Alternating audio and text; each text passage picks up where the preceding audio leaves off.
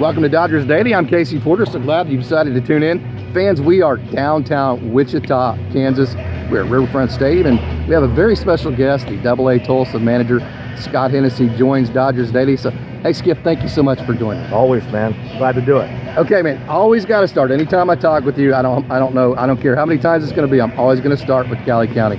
Made the finals last year, and by the way, they beat Walter State in the semifinals. Who Landon Knack went to Walter State. I know he's a legend there, so I'm sure you and Landon had a good back and forth with that. Yeah, we did last year. It's funny you asked that. I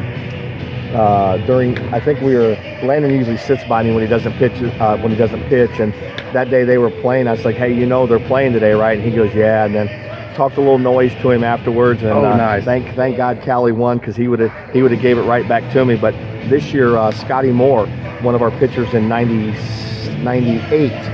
On our national title team, he lives in Corpus. Nice. So on the Sunday or Saturday game, when they were playing Johnson, they won the first game, and then they play in the if game.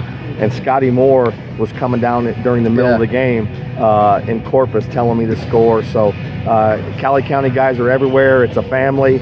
It's a family forever, and it's a great thing. Cali County Tigers, I can tell you that. Being in Wichita, it's like you're back home. The Burroughs boys are coming tomorrow night, right? Yeah, they're going to come tomorrow. I talked to Dave about an hour ago, and I told him, I said, why don't you bring Lefty? Because Dave had planned on coming, and Lefty's going to come tomorrow. And I told him, hey, you can take a day off recruiting, but that's the only damn day, because you got to get back to that national tournament next year. Absolutely.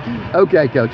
What an awesome deal you have coaching this AA Tulsa team. The best pitching staff in all the minor leagues. They have the lowest ERA, both as an overall staff and as a starting staff. It's ridiculous. You have the Dodgers' #1 prospect, Diego Cartaya. So, hey, however broad or however specific you want to be, talk about your roster this year. It's really good, because Ryan Denick and Darren Orlinger are our pitching coaches. Yeah, we have dudes, and we have a lot of talent, but they're refining and honing their skills, and the guys are wanting to learn. They're wanting to learn like how to get guys out on the computer and their own feel, and it's just from top to bottom. I'm not going to mention everybody, but because I'm going to miss somebody, absolutely. And they're going to get mad at me. But it's the best pitching staff that I've certainly had in Tulsa. We've had dudes, but from top to bottom, it's a really good staff, and just fun to watch. Sometimes you're just sitting in the dugout being a fan, because they're that good. So whose decision was it to let Sheehan hit for himself the other night? Well, what happened was Carson Taylor, he was catching, and Diego was DHing. And Carson, got hit in the head, got a little woozy. It wasn't concussed, but Jesse felt that he had to come out. So actually, if I would have pinch hit in that situation, we lose Sheehan, and that was his second inning, and I wasn't going to do that. Now, we told Emmett, you're not going to swing. Do not swing. And did you tell him to crouch? No, hold on, I'll get to that in a minute. Okay. So we told him he cannot swing. So he goes up there, and with 2 strikes, he's so competitive. He's like, hell with this, I'm going to compete. Fouls a pitch off, ends up striking out that first at bat. I don't know if you knew that. So the second time through, we jumped him pretty good in the dugout. Like, I don't care what, you cannot swing the bat. So he goes, okay, I'm just going to do it my way. And he got in that crouch, drew a walk, got an RBI. It was actually 3-0 at the time, so that was a huge run. They ended up scoring a run in the ninth. So it was actually a big run. We ended up winning 4-1. But just to goes to show you how competitive that guy is, and wanted to help the team win in any way, and he did. Awesome. Hey, let me ask you this. Diego Cartaya, the Dodgers' #1 prospect, just a tremendous amount of pressure on him. The #1 prospect and one of the most visible, not just baseball, any sport. How do you keep him relaxed? That's what I tell him every night. I say, Diego, I don't care about your performance. I don't care what you do tonight. All I want you to do is have fun. And your talent's going to take care of itself. And if you don't have fun, I'm going to be mad at you. If you go out there and go 3 for 4 with a home run and you're not having fun, then I'm going to be upset. So I just tell him, just have fun, enjoy the process. You're going to be a good big leaguer and a big leaguer for a long time. And there's plenty of time. And there is. And the makeup and the will and just the desire to win. It's off the chart, and can't say enough about Diego Cartaya. So you are definitely known as a player's coach. You like to keep things loose, but very, very, very competitive. How do you get that balance where you keep guys having fun and loose, but still very competitive at the Well, same time. here's how you keep guys loose. You win. Yeah, right. You win. Yeah. You know, it's not. You've been in a AA clubhouse. When you lose a few games, it's not fun. Yeah, So, right. Yeah, sure. We're Any clubhouse. Yeah, any clubhouse really.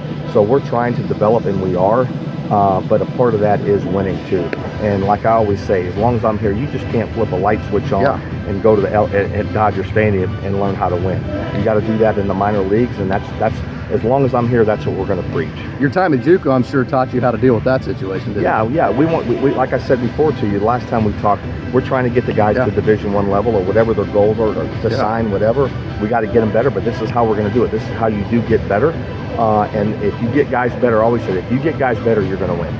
You have a lot of aces in the hole too, because you've had a lot of recent promotions. Bobby Miller, we saw pitch really well last night. Michael Grove, Gavin Stone, Ryan Pepio, and then also Michael Bush. So you've had a lot of promotions of guys who have just recently been in AA. As a matter of fact, Michael Grove got called straight up from AA to the majors. So talk about that. And one guy you're forgetting, James Outman. Oh, my goodness, how can I forget him? James Outman was here most of last year too, or for a good part of the year. Yeah. Hopefully he's Rookie of the Year. But I think we had a little part in that developmental process, and all those guys are winners, and they all have one thing in common. They work their tails off, and they're just they want to be. They don't want to just get to the big leagues. They want to be great big leaguers. Yeah, their process. I call it the process. The way they get ready every single day as you leave, isn't it?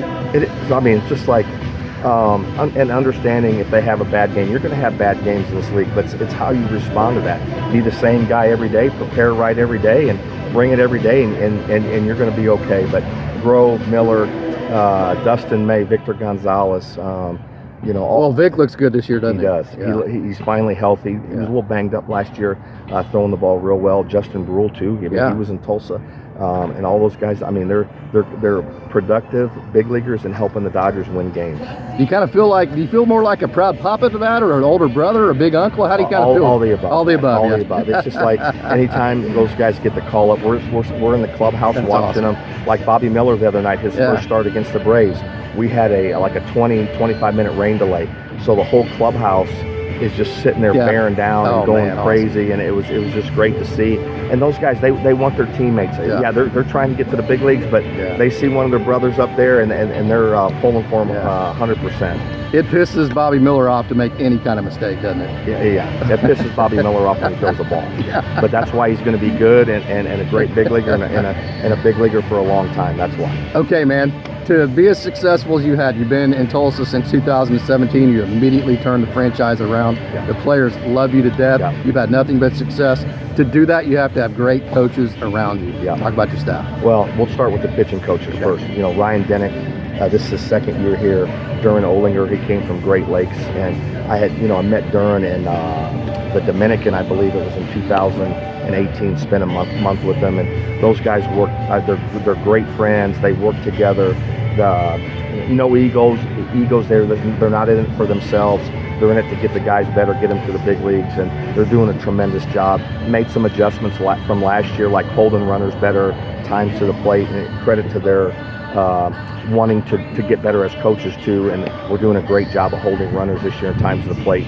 Juan Apodaca, who just got done playing, he was actually in Oklahoma City last year, and now he's the bench coach this year, so doing a great job with the positioning, works hard. He does, he's a catching guy, so he's done a really good work with Carson Taylor and Diego, getting their feet, right and in the proper position to throw. So, but yeah, Juan's doing a great job, and one of the best bench coaches I have, and he's a great human being. Awesome. Hey, Skip, appreciate you so much. It's the second time you talked to me. I know you're super busy. So, hey, Scott Hennessey, the AA Tulsa man. Thank you so much. Appreciate you. Always welcome. Come in the clubhouse whenever you need.